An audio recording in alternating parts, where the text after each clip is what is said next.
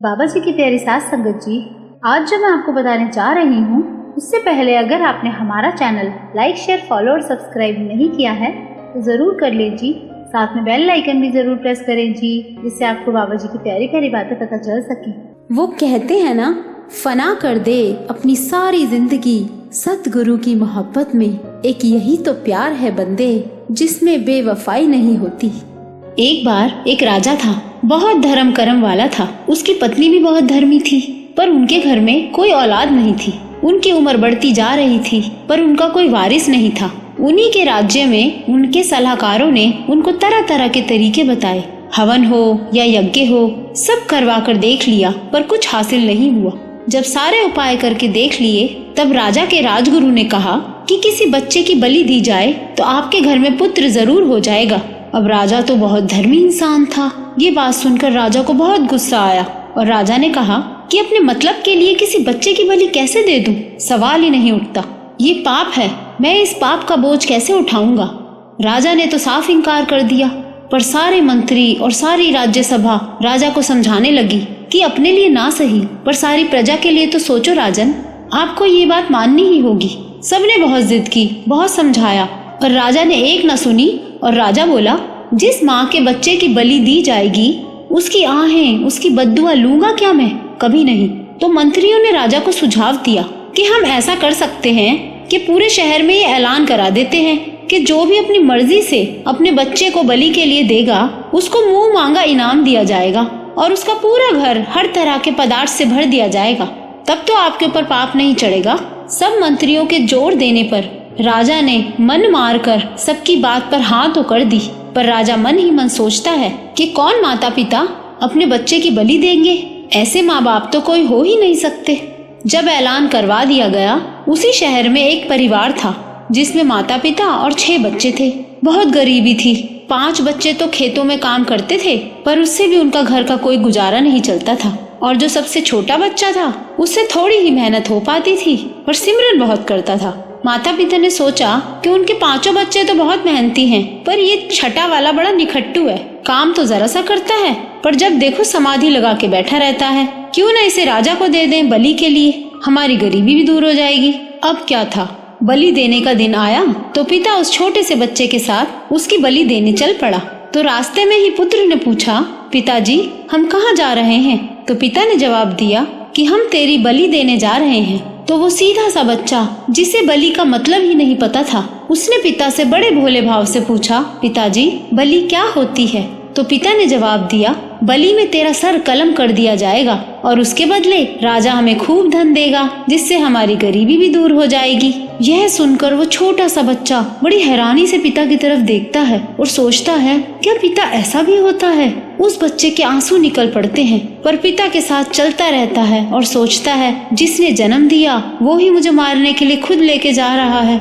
साथ संगत जी, ये जीवन की सच्चाई है। कोई अपना नहीं इस दुनिया में, सब गर्जों के रिश्ते हैं। तुम अगर अपने परिवार में भी किसी काम के हो तभी तुम्हें पूछा जाएगा, पर हम सब पर मालिक की मेहर है कि कभी उसने भूखा नहीं सुलाया। भूख इंसान को क्या से क्या करवा देती है, और हम दूसरी छोटी छोटी परेशानियों से घबराकर इतने परेशान हो जाते हैं कि अपने सतगुरु से नाराज हो जाते हैं कि आपने हमें ये नहीं दिया, वो नहीं दिया। क्या मालिक को नहीं पता कि हमारे लिए क्या सही है? अब आगे की घटना सुनो, आंसू निकल आएंगे। और ये घटना सुनते हुए आप सबको अपने प्यारे सतगुरु, अपने रब, अपने मालिक का सोहना चेहरा सामने आ जाएगा कि कैसे संभाल की होगी बाबा जी ने हमारी हर कदम पर, और हमें एहसास तक नहीं। ये जो भूख होती है ना, ये बड़े बड़े रिश्ते खत्म कर देती है। हमें हमेशा शुक्राना करना चाहिए कि आज भी हम कितनी ही परेशानी में हो, पर हमारे बाबा जी हमारी लाज जरूर रखते हैं। ऐसी मजबूरी कभी नहीं आने देते कि जिस काम की आत्मा गवाही ना करे और वो काम करना पड़ जाए। सिचुएशन ही चेंज हो जाती है और हम गलत रास्ता अपनाने से बच जाते हैं। क्यों? क्योंकि बाबा जी का हाथ हर पल हमारे सिर पर है। अब आगे क्या हुआ, उस पिता ने अपने पुत्र को राजा के हवाले कर दिया। अब राजा को छोटे से बच्चे को देखकर बड़ा तरस आ गया, आंसू निकल आए। पर राजा ने अपने आंसू छुपाते हुए उस बच्चे से पूछा, क्या तुझे पता है कि तेरे पिता यहाँ तुझे क्यों लाए हैं, और क्या वो तेरी मर्जी से तुझे यहाँ लाए हैं? यह बात सुनकर पिता गुस्से से बच्चे को देखता है, पर बच्चे ने तो हाँ ही कहना था। जो पूरे रास्ते आराम से पिता के साथ आ गया, तो अब क्या मना करेगा। तो बच्चे ने कहा, मुझे पता है मुझे यहाँ क्यों लाया गया है और मैं अपनी मर्जी से ही आया हूँ। अब ये बात सुनकर राजा इतना हैरान हो जाता है कि ये छोटा सा बालक और इतनी बड़ी बात इतनी आसानी से बोल रहा है। इधर राजा का बिल्कुल भी मन नहीं उसकी बलि देने का, पर पूरी प्रजा, पूरा मंत्रीगण, सबका इतना दबाव था राजा के ऊपर कि राजा मन मार कर बलि की तैयारी करवाता है। अब ऐलान हो जाता है कि सारी प्रजा फला जगह पर इकट्ठी हो जाए जहाँ इस बच्चे की बलि दी जाएगी। साथ संगत जी, ये घटना सिर्फ इस बच्चे की नहीं है, ये हम सब के साथ जिंदगी में एक बार जरूर होता है कि जब सारी दुनिया में से कोई भी हमारे साथ नहीं होता और अगर कोई मदद करने की सोचता भी है तो भी चाहकर वो काम नहीं आ पाता। कई बार ऐसी मुसीबत आ जाती है कि चाहकर भी रिश्तेदार और नजदीकी काम नहीं आ पाते और उस वक्त सिर्फ वो एक ही काम आता है और वो है हमारा प्यारा सतगुरु, हमारा रब, हमारा मालिक, हमारा परमात्मा। किसी भी नाम से बुला लो। इसीलिए अपने मन को समझा लो कि अगर मन में बसाना है तो सिर्फ उस एक को बसा लो, सारी दुनिया झुक जाएगी तुम्हारे आगे। साथ संगत जी, यह घटना अब आखिरी मोड़ पर है। यह सच्ची घटना जब मेरे सामने आई तो मेरी तो आंसुओं की झड़ी लग गई थी। ऐसा लग रहा था जैसे बाबा जी खुद आए हों हमारी संभाल करने। अब आगे सुनो। बलि देने का समय हुआ, प्रजा इकट्ठी हो गई, बलि देने वाला भी आ गया। उसके हाथ में बड़ी सी तलवार थी और वो छोटा सा बच्चा भी खड़ा हुआ है। राजा की आंखें नम है, रानी भी उदास। दोनों में से किसी का मन नहीं कि क्या करने जा रहे हैं, पर सारी प्रजा की खुशी के लिए करना ही पड़ेगा। आखिर में बलि का समय आया तो राजा ने उस बच्चे से पूछा कि तेरी कोई आखिरी ख्वाहिश है तो तू बता। तो उस बच्चे ने कहा, हाँ, मैं थोड़ी देर के लिए खेलना चाहता हूँ। राजा कहने लगा कि ठीक है, खेल लो।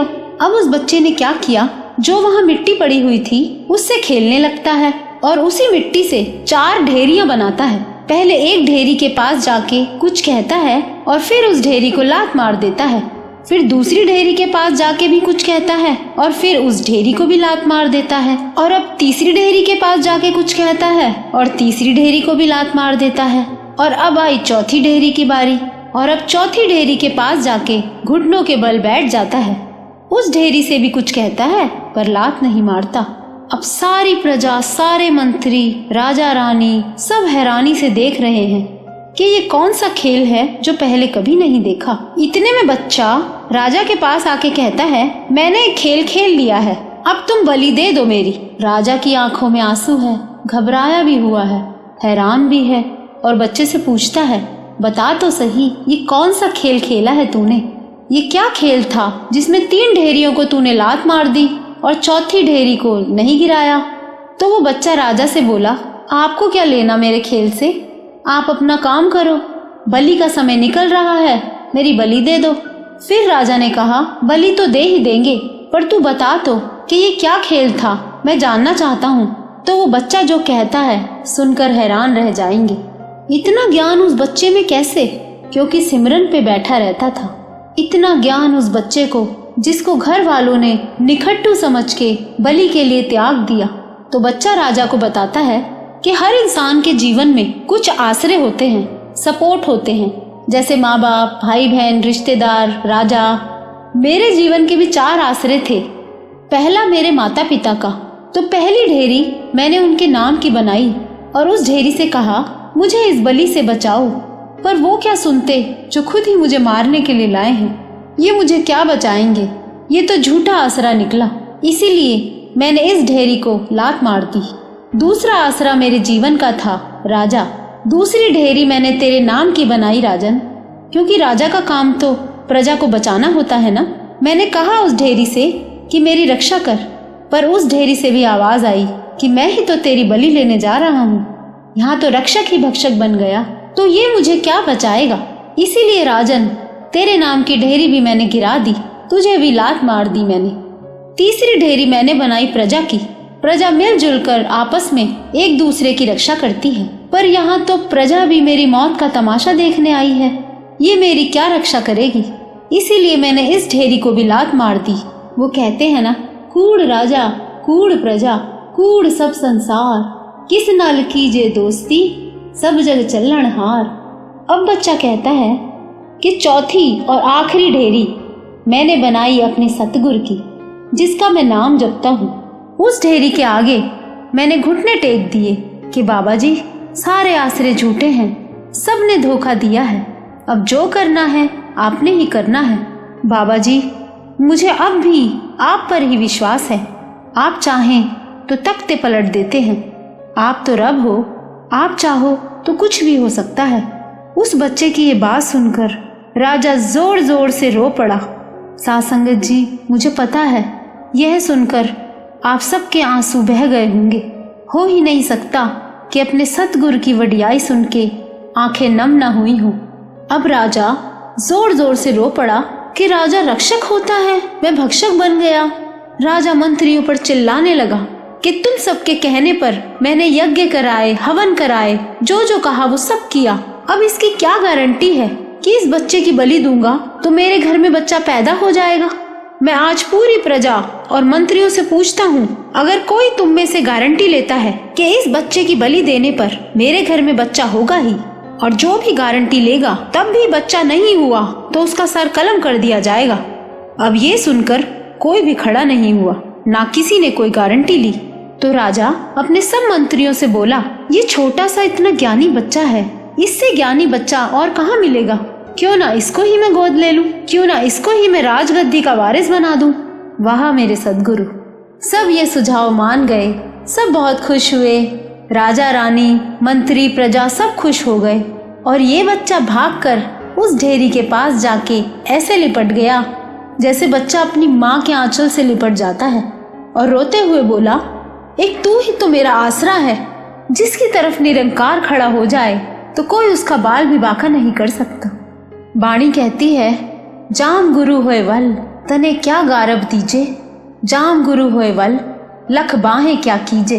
कितने ही अरबपति, खरबपति, कितने ही बड़े बड़े ओहदों वाले खड़े हों एक तरफ और दूसरी तरफ एक नाम जपने वाला, जिसके साथ सतगुरु खड़ा हो, उसका कोई क्या बिगाड़ पाएगा? कोई बाल भी बांका नहीं कर पाएगा। वो कहते हैं ना, सबे थोक प्राप्ते जे आवे एक हत। वो एक बस में आ जाए, और वो कैसे आएगा? नाम जपने से आएगा। और जो बाबा जी कहते हैं वो मानकर तो देखो, उनके सिवा कौन है हमारा? कोई भी तो नहीं। हमारे प्यारे बाबा जी कितनी संभाल करते हैं हमारी हर पल। बस ये विश्वास कभी कम मत करना कि हम किसके बच्चे हैं। तो बाबा जी की प्यारी साध संगत जी, बाबा जी हमारे इतने अंग संग हैं कि दुख तकलीफ हमें छू भी नहीं पाएगी। तो इसीलिए कभी भी खुद को अकेला नहीं समझना है। हमें बाबा जी पर दृढ़ विश्वास रखना है। वो हर पल हमारी संभाल करते हैं और कभी भी इस दुनिया के आगे हमें गिरने नहीं देंगे। तो बाबा जी की प्यारी साध संगत जी, अगर आपको ये वीडियो अच्छा लगा हो तो लाइक जरूर करना जी, और इस वीडियो को ज्यादा से ज्यादा शेयर करना, जिससे आपके अपनों का बाबा जी पर से विश्वास कभी न डोले। और इस चैनल को सब्सक्राइब भी जरूर करना जी।